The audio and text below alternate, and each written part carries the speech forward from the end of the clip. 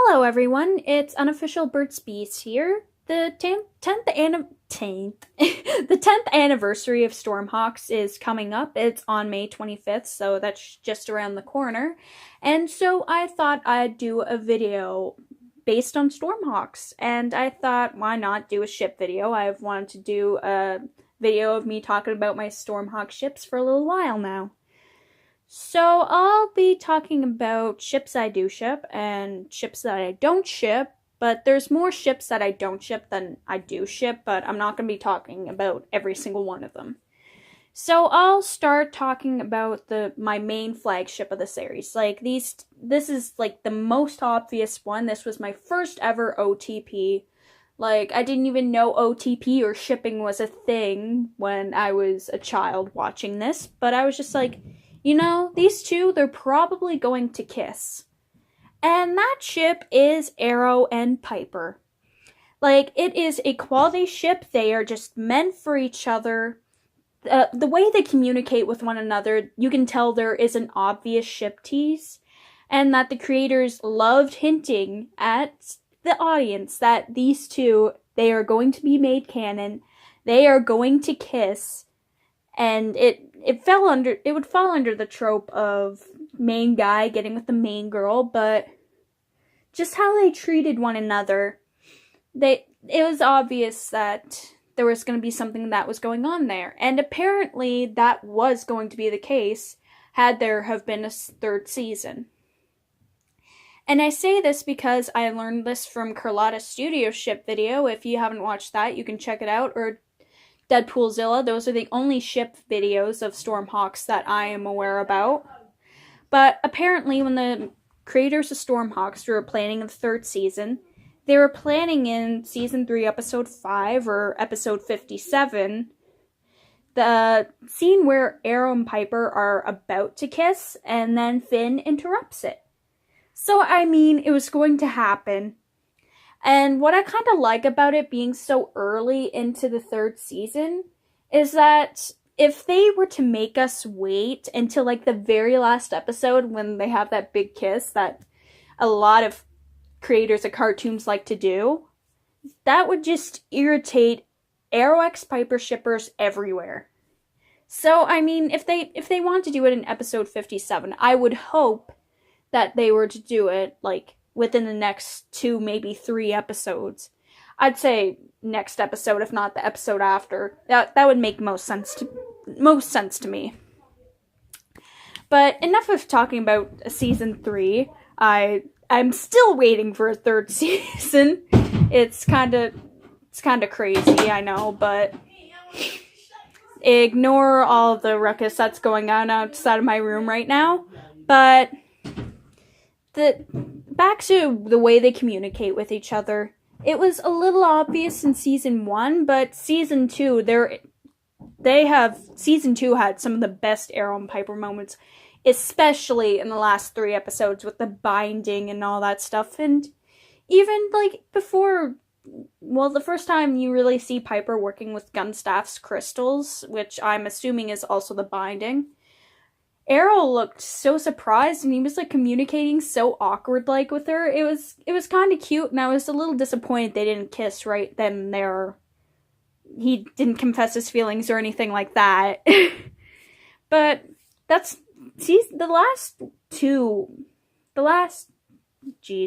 last 3 episodes aren't the only Arrow x Piper moments. There was Stratosphere in the final scene where they're in the moonlight talking, and trying to think of what else. I can't really think of anything off the top of my head for Arrow x Piper moments in Season 2, but in Season 1 there's Forbidden City and what's that one called? Storm Warning, especially in the final scene where they're acting all nervous around. Oh, here's a good one from Season 2. 5 days, in the last scene where they're drinking, I'm assuming, milkshakes together. I remember seeing that one for the first time and just that was kind of sealed the deal. I am shipping these two for me.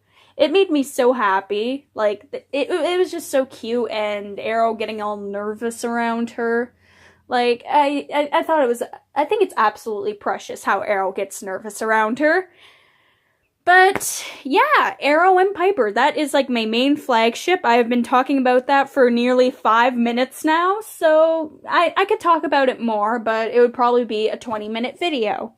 So I'll move on to my next ship. This one's more of a one-sided ship. And it's not even like super romantic. It's more or less of you, me, bed now, like casual sex kind of ship. And that is Dark Ace and Ravis. I feel like Ravis has like a huge crush on the Dark Ace. Their personalities kind of play onto each other very well. Like, Dark Ace and Ravis kind of have the more... I don't know what it is. It's just, I can see these two like casually getting into bed together. And you don't really see much interaction, like, throughout the show.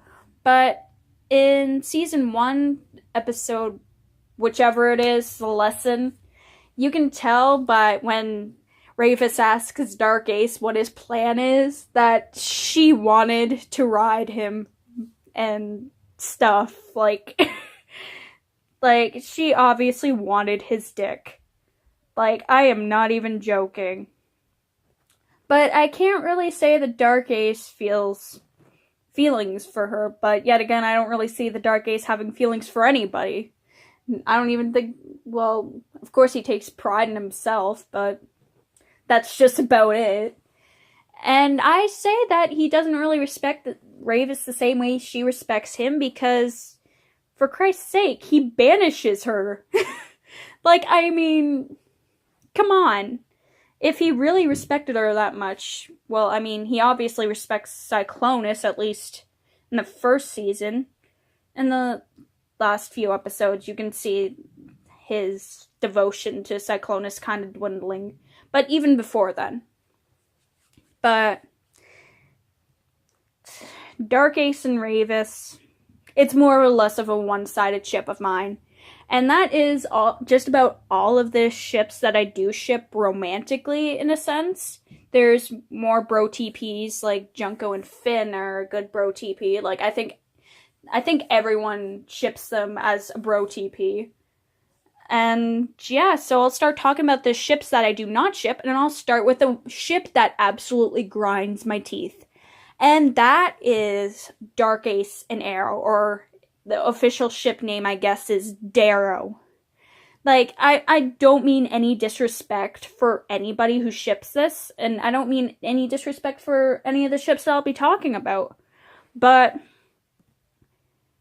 Darrow, I don't see these two, like, getting together at any point in time. Like, I mean, Dark Ace is, like, a 30, 40-something-year-old dude. Arrow is 14. And and the Dark Ace keeps trying to kill Arrow, and killed what is presumed to be Arrow's father. Nobody really... It's kind of softly confirmed that Lightning Strike was Arrow's father by the father-son resemblance, but nobody knows what the Lightning Strike really is to Arrow. But Dark Ace killed him, nonetheless, and keeps trying to kill Arrow. So, I mean... And it's obvious Arrow hates the Dark Ace. So, I mean, I don't see these two getting together. Like, I mean, in a sense, I do understand why people ship them, because of all the heated tension and anger, but I see these two absolutely hating each other's guts, not having romantic sex in secret or anything like that.